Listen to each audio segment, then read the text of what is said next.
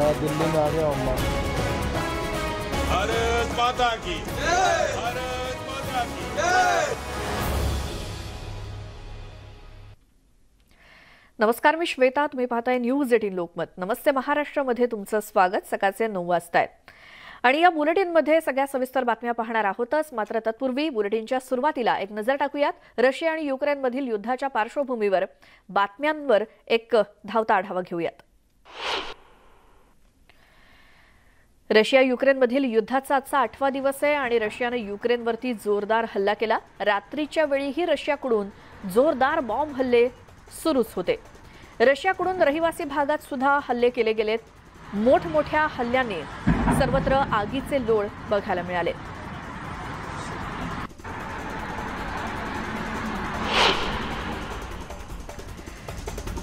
रशियाने खार्किव्हमधील कारखान्यांवर सुद्धा मिसाईल्स डागलेत।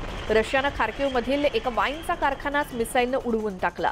तिथे जवळच राहणाऱ्या एका युक्रेनियन नागरिकाने हा व्हिडिओ शेअर केलाय। स्फोटाचा आवाज इतका होता की दूरपर्यंत याची दाहकता जाणवली।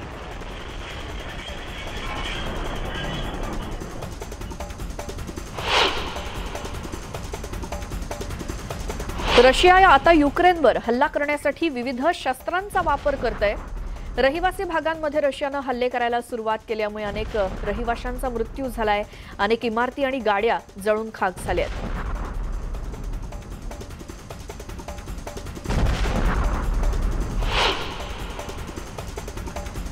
रशिया युक्रेन युद्धातील अनेक दृश्य समोर येत आहेत। रोजच्या रोज रशियाने डागलेले बॉम्ब आणि मिसाईल्स केवळ क्षणात सगळं उद्ध्वस्त करतायत। केवळ एक मिसाईल संपूर्ण परिसर नष्ट करतंय। युक्रेनियन नागरिक आपला जीव मुठीत घेऊन राहत आहेत।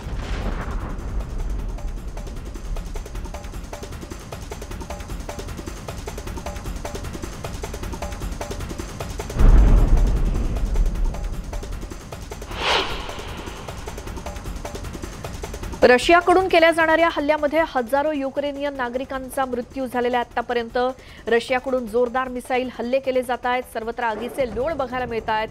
स्फोट घडल्यानंतर जणू एखादा ज्वालामुखीचा उद्रेक झाल्याप्रमाणे आगीचे लोट सर्वत्र पसरताना दिसतायत।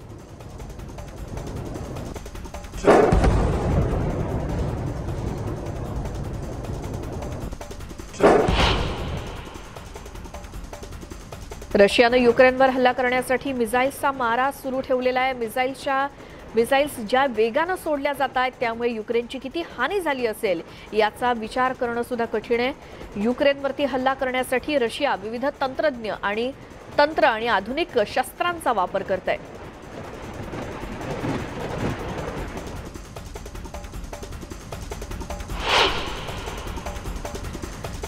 युक्रेनमध्ये रहिवासी भागांमध्ये हल्ले करायला सुरुवात झाली आहे आणि एका दुकानाबाहेरचं सीसीटीव्ही फुटेज समोर आलंय, ज्यामध्ये एखादा मिसाईल पडल्यानंतर किती हानी होतीये याचा अंदाज येतोय। एक महिला दुकानाच्या दिशेने जात असताना अचानक बॉम्ब हल्ला होतो आणि दुकानाच्या भिंती आणि काचा फुटतायत। महिला मात्र थोडक्यात या हल्ल्यातून बचावतीये।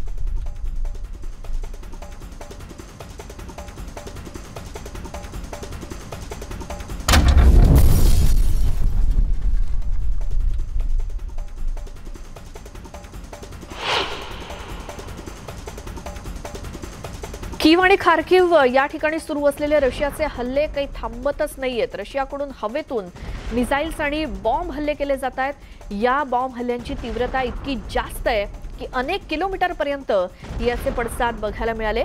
लांब पर्यंत या स्फोटांचे आवाज सुद्धा ऐकू येत आहेत।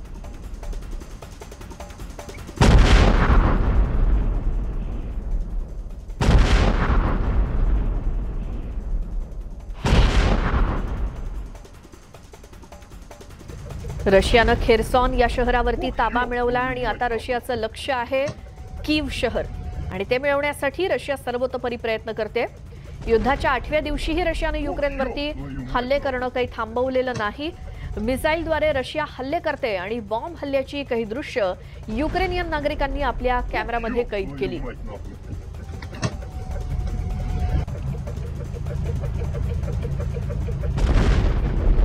Ох, ёб твою мать, нахуй.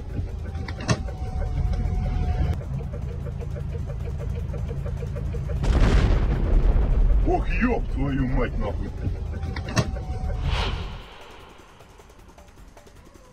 रशिया आणि युक्रेनमधलं युद्ध कधी संपणार याची कुणालाच कल्पना नाही. मात्र युद्धाला 8 दिवस झालेत आणि या 8 दिवसात युक्रेनचं प्रचंड नुकसान झालंय. रशियाच्या एका बॉम्ब हल्ल्यात अनेक घरं नेस्तनाबूत होत आहेत. अनेक युक्रेनियन बेघर झालेत.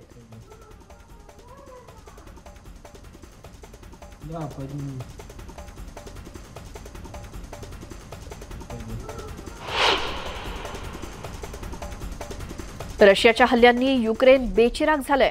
शेकडो किलोमीटरपर्यंत स्फोटांचे आवाज ऐकू येत आहेत. सर्वत्र आगीचे लोट दिसत आहेत. स्फोट घडताना समोर येणारे दृश्य अंगावरती काटे आणणार आहे.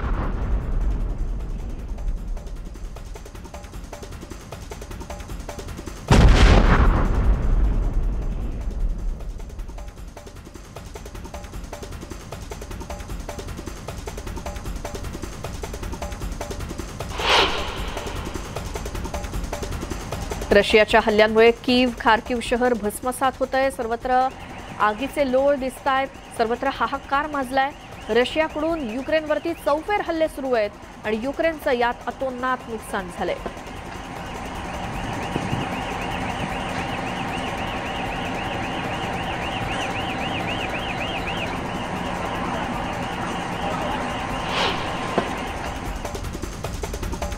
रशिया जरी मिसाईल आणि बॉम्ब हल्ले करत असलं तरी युक्रेनियन नागरिक या हल्ल्यांना जोरदार प्रत्युत्तर देत आहेत. प्रत्येक नागरिक सैनिकांची भूमिका निभावत आहेत. रशियन सैनिकांना युक्रेनियन नागरिक प्रत्युत्तर देत आहेत. रशियाचे रणगाडे अडवण्याचा प्रयत्न युक्रेनियन नागरिक करत आहेत.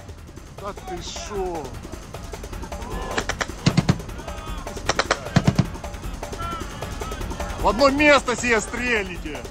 Наши вооруженки. Уроды. В людей стреляют. Смотрите, скоты. Еще. Да ты шо? Скоты. Вот это русский мир. В одно место все стрелите. Наши вооруженки. Уроды. В людей стреляют. Смотрите, скоты. रशियानं खार्किव्ह शहरावरती जोरदार हल्ला चढवला तर कीव्ह शहरात सुद्धा जोरदार बॉम्ब हल्ले सुरू आहेत. बॉम्ब हल्ल्यांमुळे शहराचं मोठं नुकसान होतंय. ज्या ठिकाणी आधी मोठमोठ्या इमारती उभ्या होत्या तिथे सर्वत्र आता मातीचे ढिगारे आणि धुराचे लोट दिसत आहेत. Одни запчасти, пидоры, блядь. Андоны ебаные, блядь.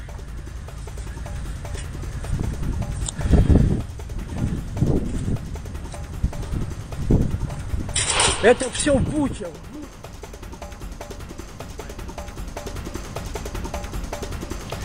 संयुक्त राष्ट्राच्या महासभेत युक्रेनवर रशियाच्या हल्ल्याचा तीव्र निषेध करणारा ठराव संमत करण्यात आला.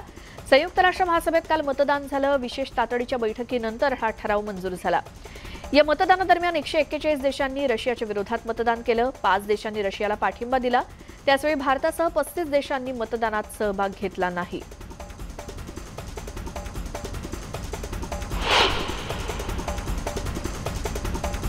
भारताचे पंतप्रधान नरेंद्र मोदी आणि रशियाचे अध्यक्ष व्लादिमीर पुतीन यांच्यामध्ये फोनवरून चर्चा झाली. रशिया युक्रेन युद्धादरम्यान पीएम मोदींनी रशियाचे राष्ट्राध्यक्ष व्लादिमीर पुतीन यांच्याशी दुसऱ्यांदा चर्चा केली. खार्किव्हमध्ये अडकलेल्या विद्यार्थ्यांना सुखरूप परत आणण्याबाबत दोन्ही नेत्यांमध्ये चर्चा झाली. युक्रेनमध्ये अडकलेल्या भारतीयांच्या सुरक्षित परतीसाठी सहकार्य करण्याचं आश्वासन पुतीन यांनी पंतप्रधान मोदींना दिलं.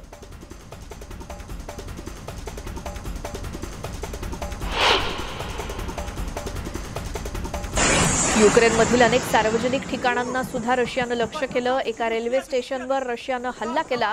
या हल्ल्यात स्टेशनचं मोठं नुकसान झालं. रॉकेट लॉन्चरच्या माध्यमातून हे हल्ले केले जात आहेत.